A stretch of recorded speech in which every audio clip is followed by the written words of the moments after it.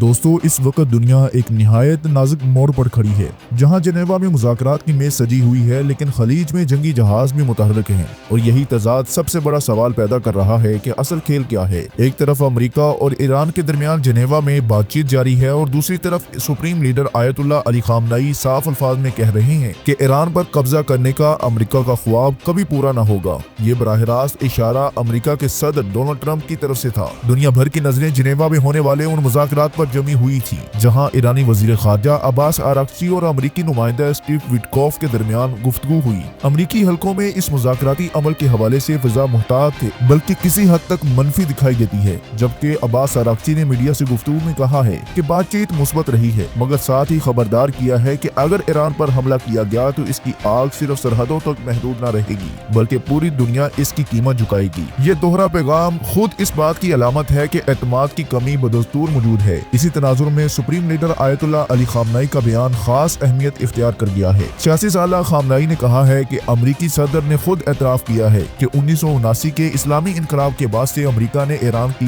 مذہبی حکومت کو گرانے کی کئی کوششیں کی مگر ناکام رہا ہے۔ انہوں نے اسے ایک اچھی اعترافی بات اقرار دیتے ہوئے کہا ہے کہ آپ اب بھی کامیاب نہیں ہوں گے۔ یہ اشارہ ٹرمپ کے اس بیان کی طرف تھا جس میں انہوں نے ایران میں حکومت کی تبدیلی کو بہترین راستہ قرار دیا تھا۔ خامنئی نے مذہبی مثال دیتے ہوئے کہا تھا کہ ایران کی قوم آج کے امریکہ جیسے طاقتور مگر اخلاقی طور پر کمزور رہنماؤں کے سامنے اپنے عقیدے سے دستبردار نہیں ہوگی۔ انہوں نے کہا کہ اگر بات چیت کا مطلب یہ ہو کہ ایران کے پاس نیوکلیئر انرجی نہ ہو تو ایسی شرط پر کوئی معاہدہ ممکن نہیں، اور یورینیم افزودگی کو صفر کرنے کی شرط ناقابل قبول ہے۔ یہ بیان اس وقت آیا ہے جب جنیوا میں مذاکرات کے بعد عباس آراغچی نے کہا ہے کہ گزشتہ دور کے مقابلے میں اس بار گفتگو زیادہ سنجیدہ اور کھلی رہی ہے، کچھ بنیادی اصولوں پر سمجھ بنی ہے اور ایک دستاویز تیار کرنے کی سمت پیش رفت ہو سکتی ہے۔ انہوں نے انگریزی میں بھی واضح کیا ہے کہ ایران کسی بھی خطرے یا جارحیت کے خلاف اپنا دفاع کرنے کے لیے مکمل طور پر تیار ہے اور کسی حملے کے نتائج صرف ایران تک محدود نہ رہیں گے۔ لیکن اصل مسئلہ امریکی مطالبات ہیں جنہوں نے ایران قبول کرنے کو تیار نہیں ہے۔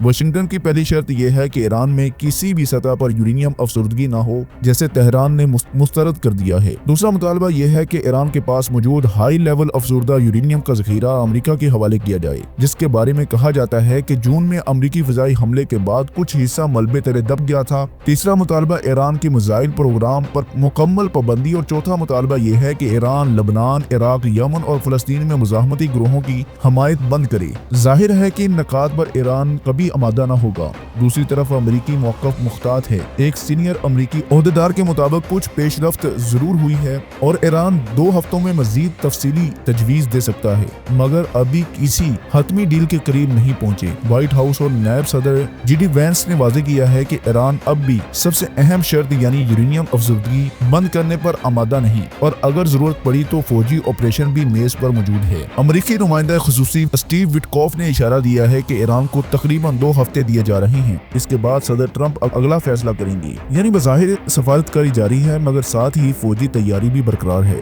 ریڈ سی میں امریکی بحریہ کی موجودگی، خطے میں لڑاکا طیاروں کی پروازیں اور ایران کی طرف سے جنگی جہازوں کی نقل و حرکت اسی حکمت عملی کی حصہ سمجھی جا رہی ہیں۔ ایران کی جانب سے سپریم لیڈر آیت اللہ علی خامنئی کا لہجہ سخت اور وزارت خارجہ کی نسبتاً نرم زبان ایک اندرونی توازن کی نشاندہی کرتی ہے، مگر حتمی فیصلہ رہبر کے موقف سے ہی جڑا ہوگا۔ اب اصل سوال یہی ہے کہ آئندہ 2 ہفتے کس سمت اشارہ کریں گے؟ کیا ایران یورینیم افزودگی کے معاملے میں کسی حد تک لچک دکھائے گا یا اپنی پوزیشن پر برقرار رہے گا؟ اگر موقف برقرار رہا تو کیا امریکہ واقعی عسکری راستہ اختیار کرے گا یا مذاکرات کو مزید مہلت دے گا؟ میری امید یہی ہے کہ حل کی سمت پیش رفت ہوگی، کیونکہ ایران اور امریکہ کے درمیان براہ راست جنگ نہ صرف خطے بلکہ پوری دنیا کے لیے تباہ کن ثابت ہو سکتی ہے۔ فیصلہ کن لمحات قریب ہیں اور آنے والے دن واضح کریں گے کہ بارود کی بو کم ہوگی یا شدت اختیار کرے گی۔ ناظرین، اگر آج کی یہ خاص ویڈیو آپ کو پسند آئی ہو تو اسے لائک کیجیے اور کومنٹ سیکشن میں اپنی قیمتی رائے کا اظہار لازمی کیجیے۔